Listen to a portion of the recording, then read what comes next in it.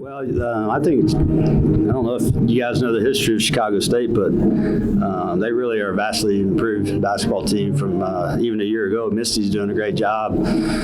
Just 2 weeks ago, they went in to beat Bakersfield when they were undefeated. I believe they were 4-0 or 5-0 at the time. So really improved basketball team. You can't really look at their record, and if you do, you're going to be in big trouble because this team is getting better. They're playing hard, and so we had to really fight to win this game.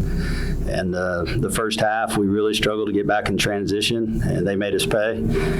But the third quarter was very nice. I think it was our best quarter of the year. Got us a big lead, and then we were able to hang on. And what was clicking there in that third quarter for you? Well, in the first half, I don't know if you guys kind of can see like we do, but we were down 8 rebounding. We gave up transition pull-up jumpers after transition pull-up jumpers. We just weren't getting back. And then in the second half, we came out, we got stops, we got rebounds, we were able to get out in transition and get some transition threes. And, Ashley was a huge we started her in the second half, just get some energy, and she brought it. Had about 12 points there in about a 3-minute span, so she really got us going.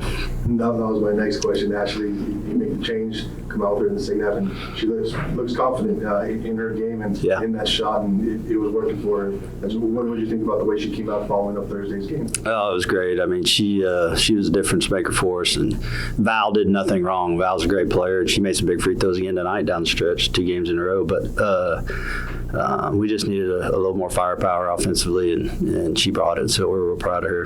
And then Amara had 25 points, 15 of 16 from the free throw line. When a team's trying to fight back and claw their way back, a lot of times the games come down to miss or make free throws. So what do you think of her poise and the way she was able to step up?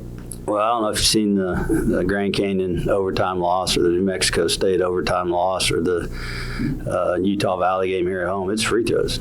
And our point guard made our free throws tonight, and so did Val. She made them the last game. At Bakersfield on Saturday, and tonight Amara made them. So such a, making clutch free throws is a stepping stone for us because we've lost 3 games that we should have won that we just missed the free throws in crunch time. So this is good for us. Very good. Coach, you had 41 rebounds today. Yeah, we were down 8 at half in the rebounds. So that's a very good second half. Megan and Haley both had 9. Talk about how you guys got through rebounds, even though you are not a big team.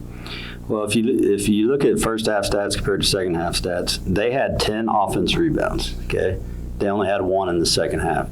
We had, I think, 4 offensive rebounds in the first half, 15 offensive rebounds in the second half. That's called effort. And players crashing and doing their job, and rebounding is all effort. And today, Haley and Megan, those guys were really crashing hard, and were able to get us extra possessions, especially kind of late there in the fourth quarter. We kind of struggled to score a little bit, and it was all free throws really and second chances that got us extra possessions. Coach, during the second quarter with about 2.5 minutes left, there was a key block that Chicago State, had that bucket gone in, that would have been a much closer game. It was. Smart play. Talk about that impact play that kind of like jump-started the run going into the second half. I can't remember if it was that Jordan that blocked it or was it Mara? It was either Mara or Zani Templeton. Yeah. One of your guards that you told them, get back, and they responded with a nice block and drew a foul on the ensuing possession. I think it was Amara. I think she got her from behind and blocked it, and then she went coast to coast and got fouled, made both free throws. So, yeah, that was a big play, big momentum play. We can't dunk in the women's game. Well, a girl from Texas Southern did it here that one night. But no, the charge in a block shot is for us is a dunk. That's what gets your bench going, gets you fired up, and get some spirit going for your team. So in the women's game, that was huge. The block or the charge. I think Des took a really big charge in the first half as well, and those are big plays for us. Mara had a big game. Talk about her progressing in this and how she did today. She did a great job.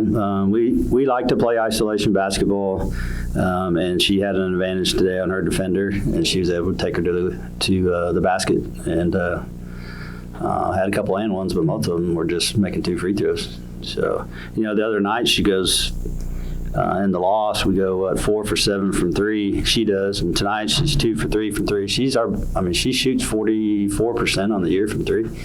That's a pretty good college basketball percentage. Ashley Lopez came off the bench with 12 points. She 3-pointers. Talk about her game and how she had an impact in it.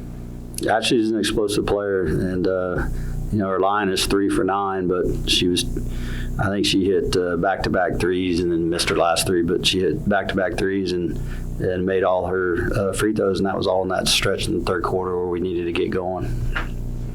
You have 2 road games coming up. Talk about what needs to be done to get through those games. Well, we played well on the road. A couple overtime losses here in our last 2, but and a win in Bakersfield. But we have to have this performance from the line because every game comes down to like 4 possessions.